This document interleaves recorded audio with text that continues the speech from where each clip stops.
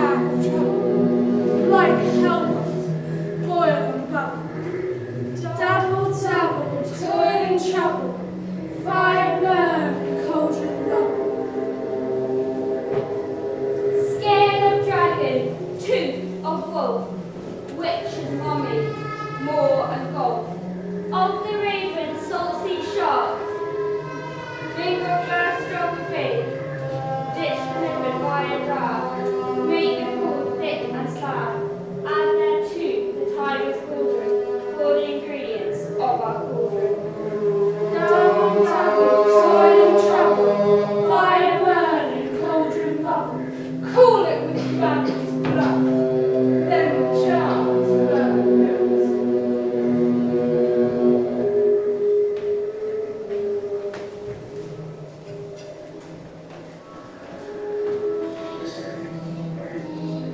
I commend you for your pain, and everyone shall share the gain.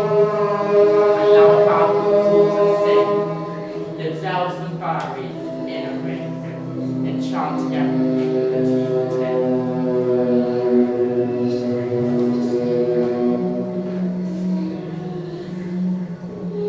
By the pricking of my thumb, something wicked this way come.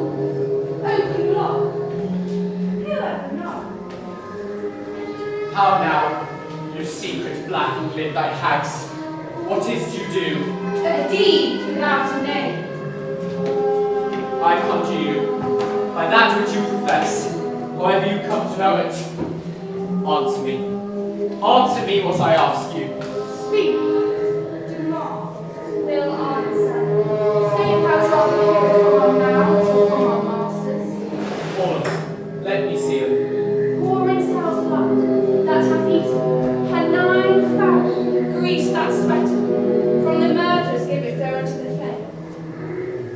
Come high or learn thyself and office dead.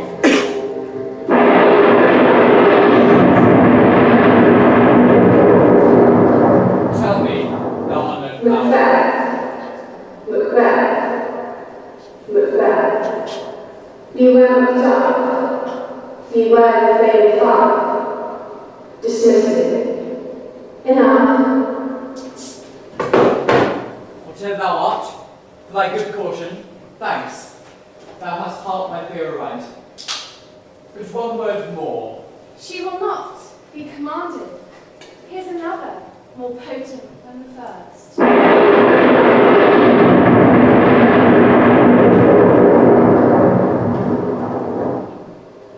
Macbeth, Macbeth, Macbeth. And thy 3 ears I'll hear thee.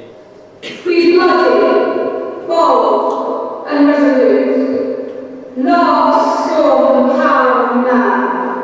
For none of women born shall harm Macbeth. Then live, Macduff. What need I fear thee? Yet I'll make assurance doubly sure, take a bond of fate. Thou shalt not live, that I may tell pale-hearted fear it lies, and sleep in spite of thunder.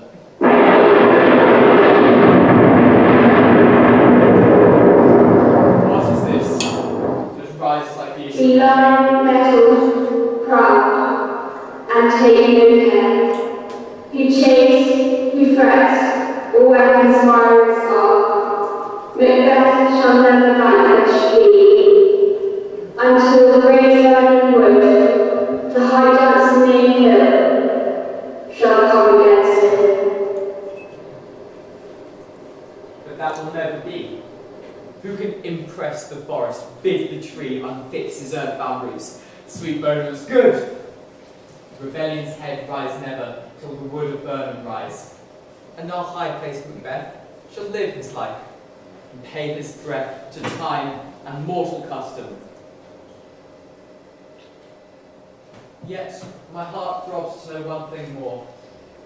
Will Banquo's issue ever have reign in this kingdom? Seek to know no more. I will be satisfied. Deny me this, and an eternal curse fall upon you. Why sinks that cauldron? What's that noise? Show. Show. Show. Show his eyes and grieve his heart. Come like shadows, so depart. Thou art too like the spirit of Banquo. Down! Thy crown does sear mine eyeballs, and thy hair, thy golden lock, is like the first, the third is like the fourth. Filthy hags! Why do you show me this? A fourth, start eyes! A fifth appears. What? Will the land stretch out until the crack of doom? I'll see no more. And yet an eighth appears. Now I see 'tis true. The blood-bolted Banquo smiles at me and points at them, the hers.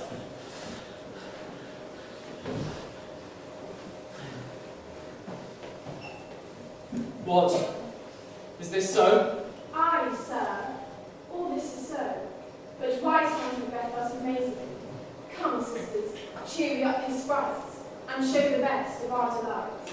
I'll charm the air to give a sound, while you perform your antic round, that this great king may kindly say, our duties did, his welcome take.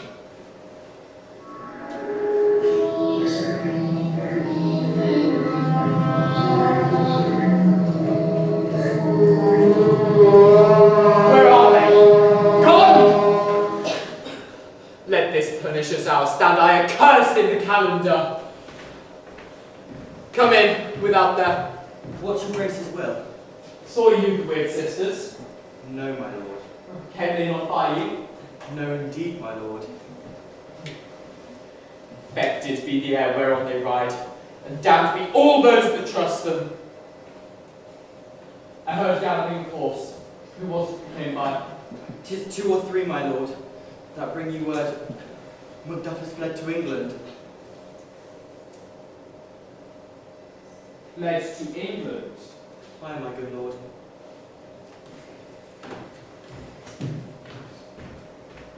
Time, thou anticipatest my dread exploits. The castle of Macduff I shall surprise, seize upon Fife, and give to the edge of the sword his wife, his babes, and all those unfortunate souls that trace him in his line.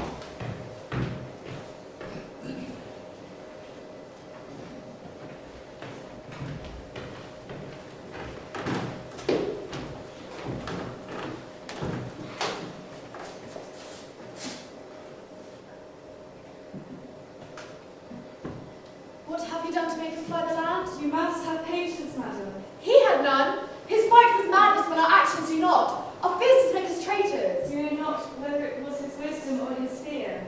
Wisdom! To leave his wife, to leave his babes, his mansion and his titles in a place from whence it sounds fly. He loves us not. All is fear and nothing is beloved. As little wisdom where the flight he runs against all reason. My dearest cousin, I pray you school yourself. But for your husband, he is wise, noble, judicious, and knows the fits of the season. I dare not speak much further. But cruel are the times when we are traitors that do not know ourselves. When we hold rumour from what we fear, yet know not what we fear. I take my leave of you. Things at the worst will cease, or else climb upward to where they were before. My pretty cousin, blessing upon you.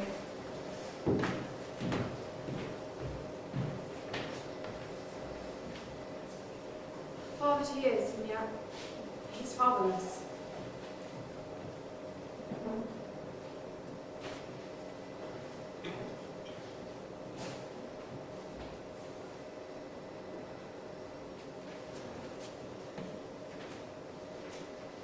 Sarah?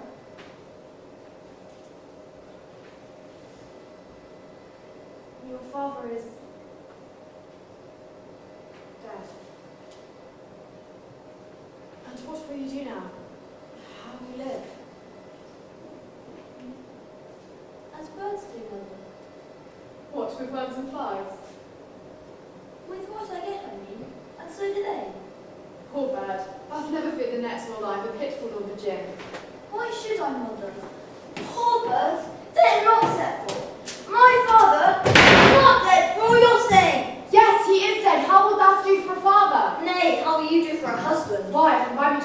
any market. And you're buying to sell again. Thou speakest all thy wit, and yet you think of wit enough for thee.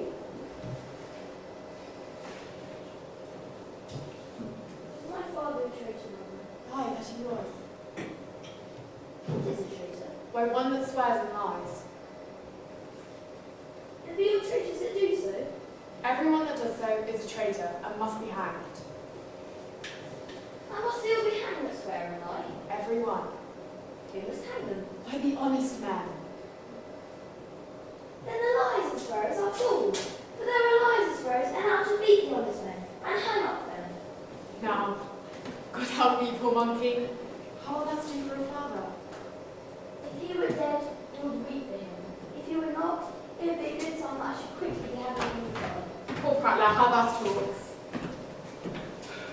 Bless you, fair dame. I am not, you know. Though in your state of honour, I am perfect. I doubt some dangers as approach you nearly. Though, if you'll take a homely man's advice, be not found here, hence with your little ones. To fright you thus, methinks I am too savage. To do worse, were fell cruelty, which is too nigh your person. Heavens preserve you. I dare abide no longer. Where shall I fly? For I have done no harm. But I remember now. I'm in this earthly world where to do harm is often laudable, whereas to do good is sometimes accounted dangerous folly. Why then, alas, do I promise womanly defence and say I've done no harm?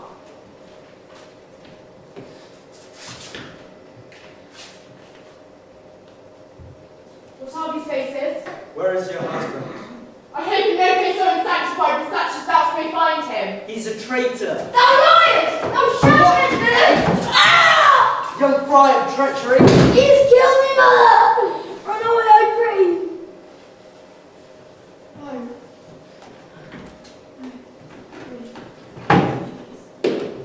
No. Ah!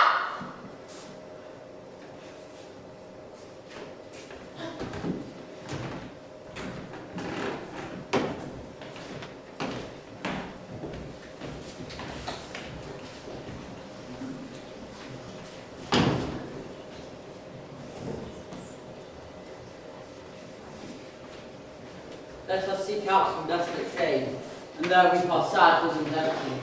Let us rather hold fast a mortal sword, and like good men bestride on our battle and burden.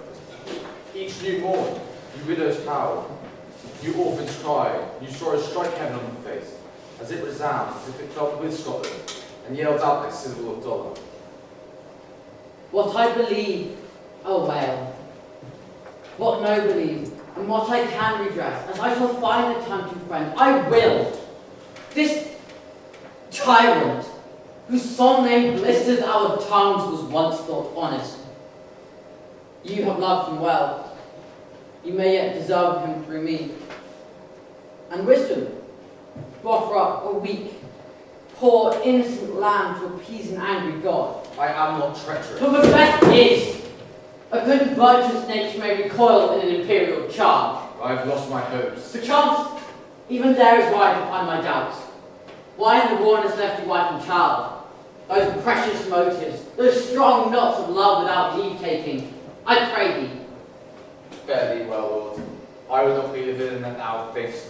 The whole space is in the tyrant's grasp of the rich east to boot. Be not offended. I speak not as in absolute fear of you. I think our country sinks beneath the yoke. It weeps, it bleeds, and each new day a gash is added to her wounds. I think withal there would be hands uplifted in my right. And here, in gracious England, have I offer of goodly thousands. But for all this, when I shall tread upon the tyrant's head, or wear it on my sword, yet my country has more vices than it had before, more suffer and more sundry ways than ever, by him that should succeed. What should he be? It is myself, I mean, in whom I know all these particulars of life so grafted that, when they shall be opened, black Macbeth will seem as pure as snow, Not in the legion of horrid hell. Become a devil more damned than eagles to top Macbeth. But there is no bottom, none to my voluptuousness. Your wives, your daughters, your matrons and your maids could not fill up the cisterns of my lust and my desire. But fear not yet to take upon what is yours. We have willing dames enough. There cannot be that multitude in you to devour so many as will to greatness dedicate themselves, finding it so inclined. With this, there grows in my most ill-composed affection such a staunchless avarice that, were I king, I would cut off nobles for their land, desire his jewels and the others' houses. Yet do not fear. Scotland have voices to fill up your will, of your mere own. All these are portable with other graces ways. But I have none. The king becoming graces as justice, verity, sturdiness, temperance, bounty, perseverance, mercy, lowliness, devotion, patience, courage, fortitude. I have no relish of these, but am bound in each division of several crimes, acting in many ways. Nay, had I power, I would pour the sweet milk of concord into hell, uproar the universal peace, and confound all unity on earth. Scotland, Scotland! If such one be fit to govern, speak. I am as I have spoken. Fit to govern? No, not to live. Thy royal father was a most sainted king. Fare thee well. I have lost my hopes. Good done. This noble passion, child of integrity, hath from my soul wiped the black scruples, reconciled my thoughts to thy good truth and honour. Devilish Macbeth, by many of these trains hath sought to win me into his power, and modest wisdom plucks me from over-credulous haste. But God above go between thee and me, for even now I put myself in thy direction, and unspeak mine own detractions. Here abjure the taints and blames I laid upon myself, for strangers to my nature. I am yet unknown to women, never was forsworn, scarcely have coveted what was mine own, would not betray the devil to his fellow, and delight no less in truth than life. What I am truly is thine, and my poor country's so much. Whither indeed, before thy here approach, old Seward with 10,000 warlike men, already at the point, was setting forth. Now, we'll together, and with the chance of goodness, be like our warranted quarrel. Why are you silent? Such welcome and unwelcome things at once. It is hard to reconcile. Well, more anon. See who comes here. My noble countrywoman, and yet I know her not. My ever gentle cousin, welcome. I know her now. Good God, but time to remove the means that make us strangers. Sir, amen. Stand Scotland where it is. Alas, poor country, almost afraid to know itself. It cannot be called on other but our grave, where nothing but who knows nothing seems to smile, where the sighs and groans and shrieks that rend the air are made not marked, where violent sorrows seem remote in ecstasy. The dead man's nose there scarce asks for who, and good men expire before the flowers in their caps, dying where'er they sicken. A relation, too nice and yet too true. What's the newest grief? Each one routines a new one, that of an hour's age doth hiss to speak of her. Your iron Scotland would create soldiers, make women fight to doff their dire distresses. Be it their comfort. We are coming thither. Gracious England has lent us old Seward with 10,000 men. An older and better soldier none that Christendom gives out. Would I could answer this comfort with the like, but I have words that would be howled out in the desert air where hearing should not latch them. What concern then? A general cause or in some figure to some single breast? No mind that's honest, but in it shares the woe, though the main part pertains to you alone. If it be mine, keep it not from me. Quickly let me have it. Let not your ears despise my tongue forever, which shall possess them with the heaviest sound that ever yet been heard. I guess it is. Your castle is surprised, your wife and babe savagely slaughtered. To relate the man of word, the quarry of whose murder dear to add the death of you. My children too. Wife, children, servants, all that they could find. I must be from thence. My wife killed too. I have said.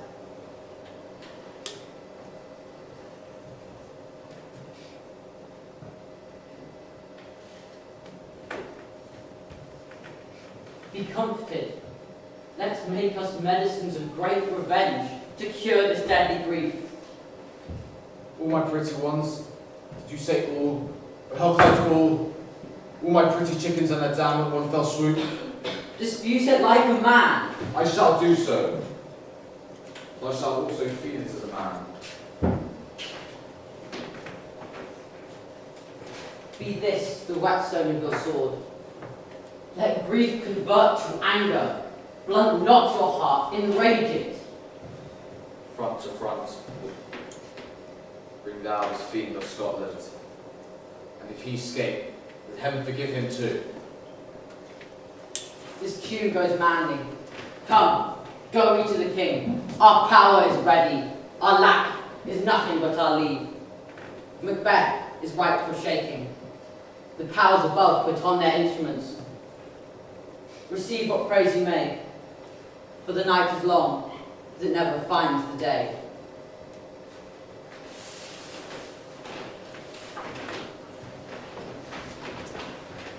I have 2 nights watched with you, and have perceived no truth in your report. When was it she last walked? Since His Majesty went into the field, I have seen her rise from her bed, bow her nightgown upon her, and lock her cousin take forth the paper, fold it, write upon it, read it, afterwards seal it, and again return to bed, yet all is in the most fast sleep. In this slumbering agitation, besides walking in other actual performances, what at any time have you heard her say? That's Algernon, brought after her. You may to me, and 'tis most meet you should. Neither to you nor anyone, having no witness to confirm my speech. Here she comes. This is her very eyes, and upon my life, fast asleep. Observe her close.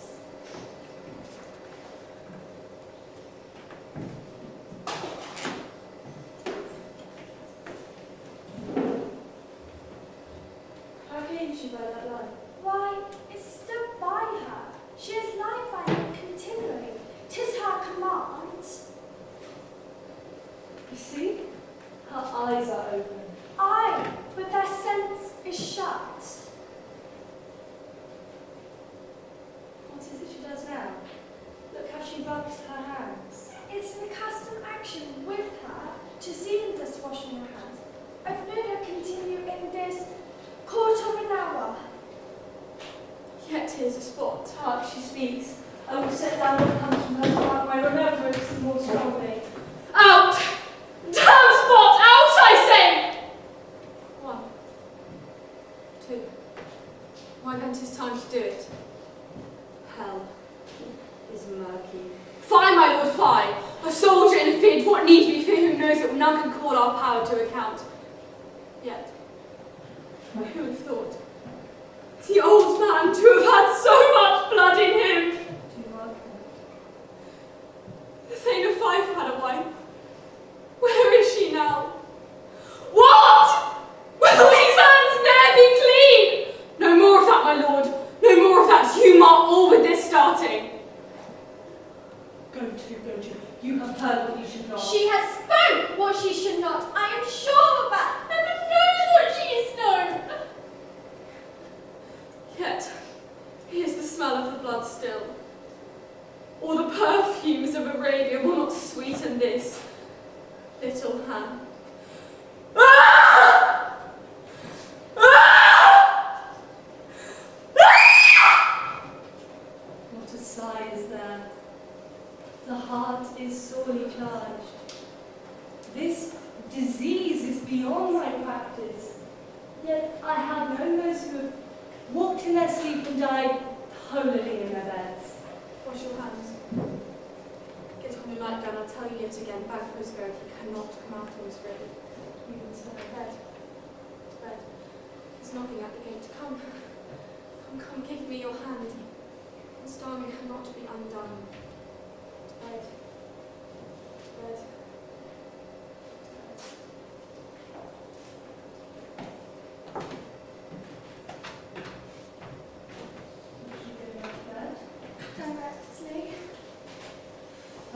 whisperings are abroad. Unnatural deeds to breed unnatural troubles.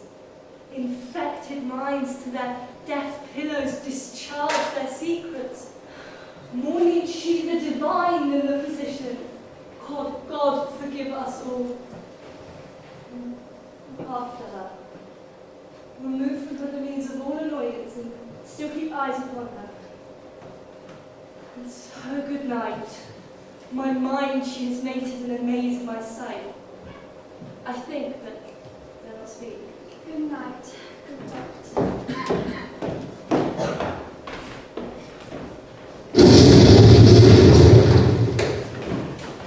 Eagle's house here.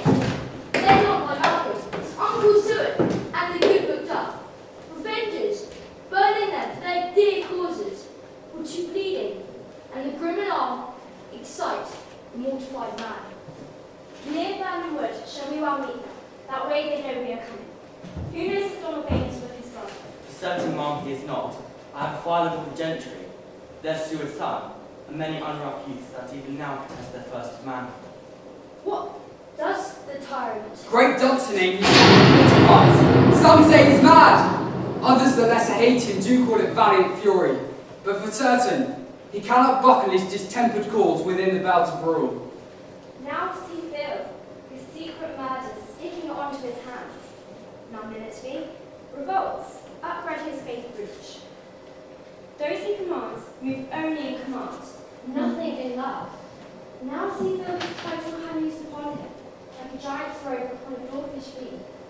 Who then shall blame his pested senses to a cold star, when all that is within him does condemn itself for being there?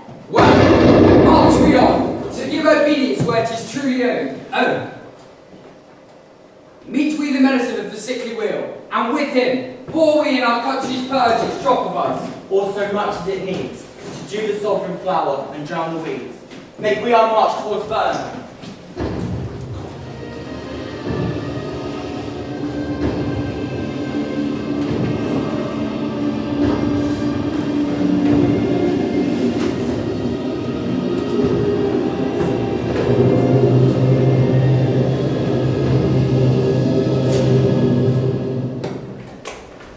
Bring me no more reports. Let them fly all. Till Burnham Wood removed to Dunsinane, I cannot take any fear. What's the boy Malcolm? Was he not born of woman?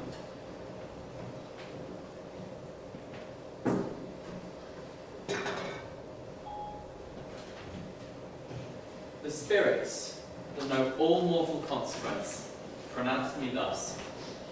Fear not, Macbeth, for no man that is of a woman born shall ever power over thee.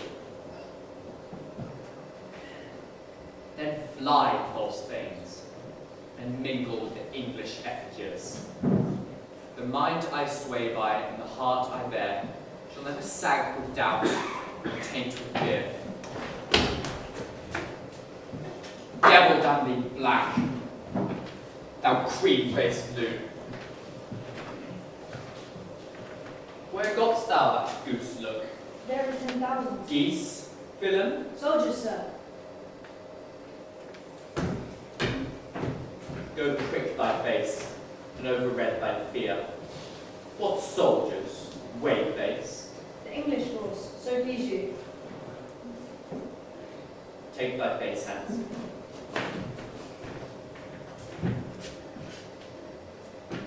Satan! I am sick at heart. Lo, I behold Satan, I say! This push will cheer me ever, or deceive me now. I have lived long enough. Satan! What is your gracious pleasure, my lord? What news more? All is confirmed which was reported. I'll fight till from my bones my flesh be hacked. Bring me my armour. 'Tis not needed yet. I'll put it on.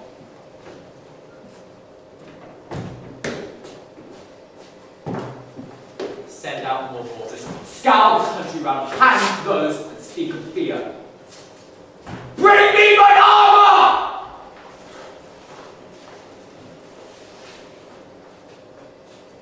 How does your patient, Doctor? Not so sick, my lords. She is filled with sick humming fancies that keep her from her rest. Cure her of that.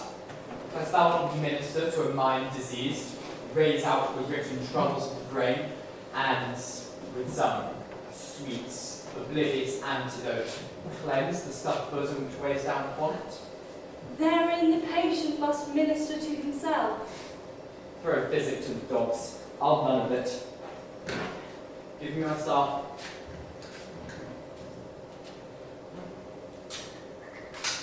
Seaton, send out.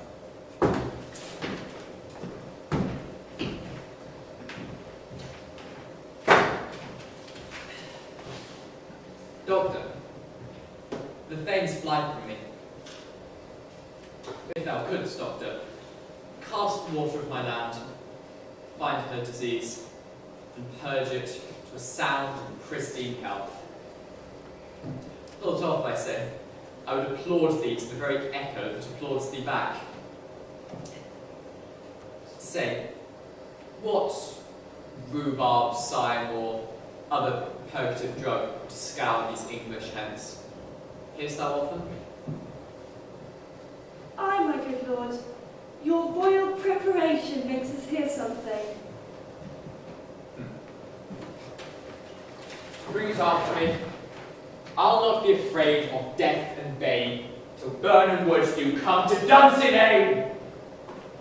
Were I from Dunsinane away and clear, profit again should hardly draw me near. Cousins, I hope the days are near at hand and the chambers will be safe. We doubted nothing. What wood is this before us? The wood of Burnham. Let every soldier shew down a bow and bear it before him. Thereby we shall shadow the numbers of our host and make discovery in the report of us. It shall be done. We learn no other but the confident tyrant keeps still in Dunsinane. I will endure our setting down before. It is his main hope, for there is advantage to be given, both the more and the less hath given him revolt. And none serve with him but constrained things whose hearts are absent too. Let justice senses put on the true event. Put me on industrious soldiership. The time approaches that will with due decision make us know what we shall say we have and what we owe. Thought speculative, that under hopes laid, but certain as you strokes must arbitrate. Towards which advance the war!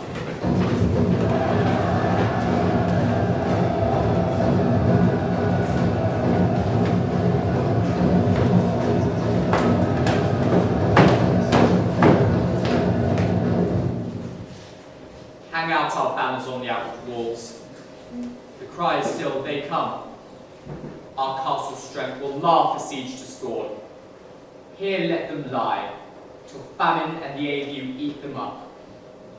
Were they not forced with those that should be ours, we might have met them dareful, beard to beard, and beat them backwards home.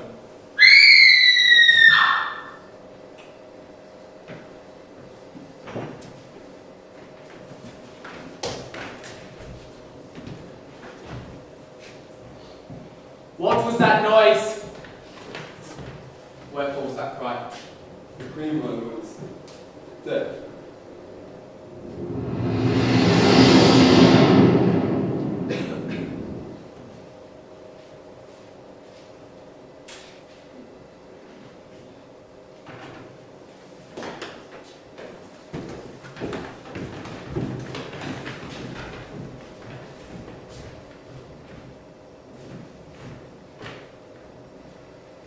She should have died hereafter. There would have been time for such a word. Tomorrow, and tomorrow, and tomorrow. Creeps in this petty place to the last syllable of recorded time. Out. Out, brief candle. Life's but a shadow. The poor player who struts and frets his hour upon the stage, then is heard no more. It's a tale told by an idiot, full of sound and fury, signifying nothing. Now comes to use thy tongue. Gracious my lord, I should report that which I say I saw. but know not how to do it. Say it, sir. As I did stand my watch upon the hill, I looked toward Burnham, and anon, methought the wood began to move.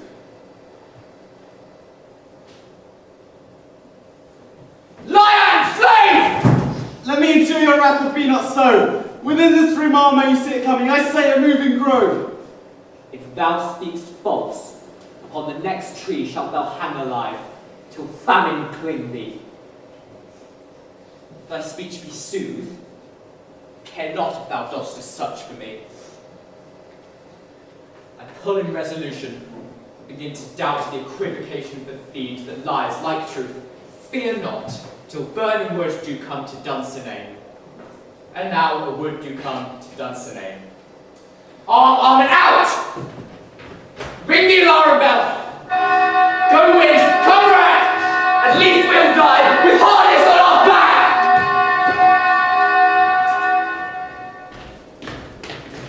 Now near enough. Your leafy screens throw down and show like those who are.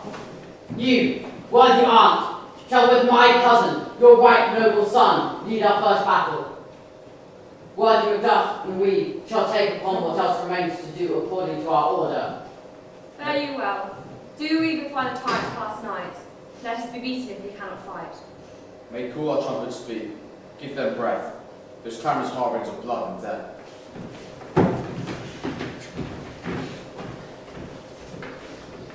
They have tied me to a stake. I cannot fly, but bear my hands fight the course. What's he that was not born of a woman? Such a one I am to fear, or none? What is thy name? Thou wilt be afraid to hear it. No, though thou calls thyself a hotter name than any is in hell. My name is Macbeth. The devil himself cannot pronounce a title more hateful to mine ear. No, no more fearful. Thou liest. Abhorred tyrant, with my sword, I'll prove the lie thou speakest. Ah! Ah! Thou wast born of woman. With swords I smile at, weapons laugh to scorn, when brandished by the one who's of a woman born.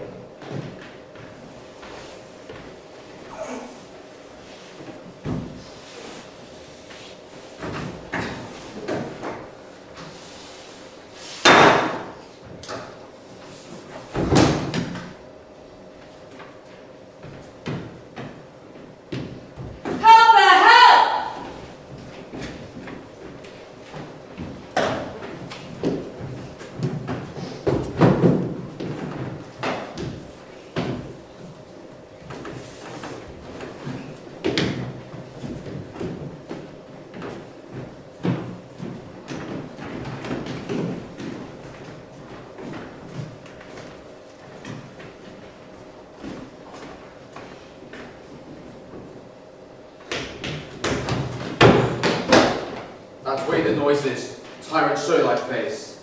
If thou be a slave and no stroke of mine, my wife and children's ghosts will haunt me still.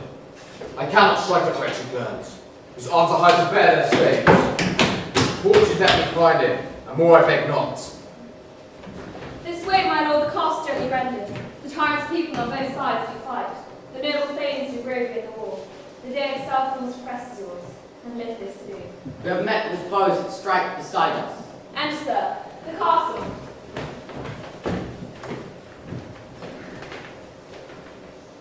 Why should I play the Roman fool and die on my own sword? Whilst I see lives, the gashes do better upon them. Turn, hellhound, turn. Of all men else have I avoided thee. Stand thee back. My sword is too charged with the blood of thine already. I have no words. My voice is in my sword.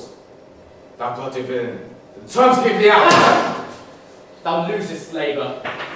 Let fall thy blade on vulnerable crests. I bear a charmed life, which must not yield to one of woman born. Spare thy charm, and let the angel tell thee that Duff was from his mother's room and timely ripped.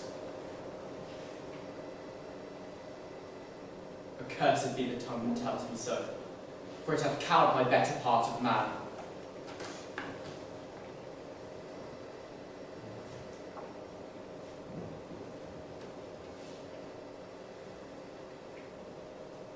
I'll not fight with thee. And yield thee, cowards, and live to be the show of time as our rare monsters are, painted on a pole, and under it, here may you see the tyrant. I will not yield to kiss the ground for young Malcolm's feet. Though burning wood do come to Dunsinane, and thou opposed being of no woman born, yet I will fight the last. Before my body, I throw my warlike shield. Lay on, Macbeth, and damned be he who first yells, hold! Enough!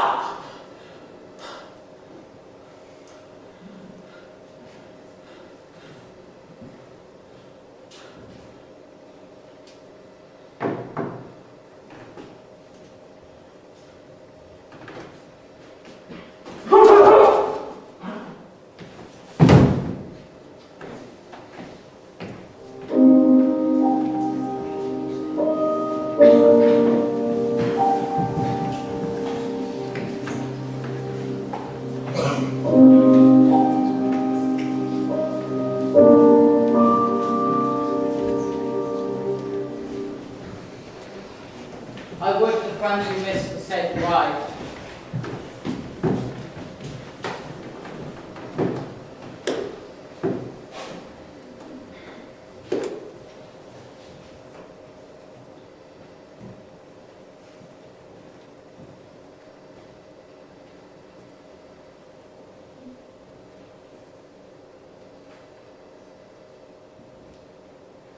Some must go off, and yet by these I see, so great a death is cheaply bought. Macduff is missing, and your noble son.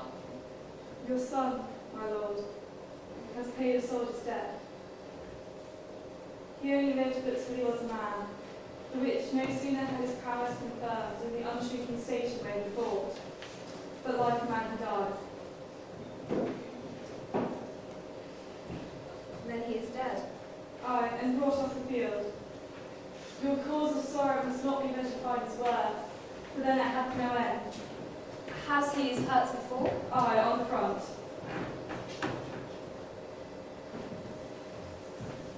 Why then God's soldier be he. Had I as many sons of Ive hairs, I would not wish them a fairer death, and so is Nels Nold. He is worth more sorrow, and that I'll stand for him. He is worth no more. They say he passes well and paid his score. And so God be with him. Here comes near comfort.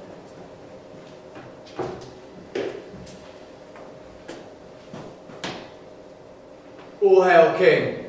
For so thou art, the time is free. I see thy compass and thy kingdom swell. You speak thy salutations in their minds. All hail, King of Scotland! Hail, King of Scotland! We shall not spend a large expense of time before we reckon with your several loves and make us even with you. My thanes and kinsmen, henceforth be earls, the first that ever Scotland in such an honour named. What's more to do, which would be planted newly with this time, as calling home our exiled friends abroad, who fled the snares of watchful tyranny. Producing forth the cruel ministers of this dead butcher and his fiend-like queen, whom, as 'tis thought, by self and violent hands took off her life. This and what needful else that calls upon us, by grace of grace, we will perform in measure, time and place. So thanks to all at once, and to each one, whom we invite to see us crowned at Scone.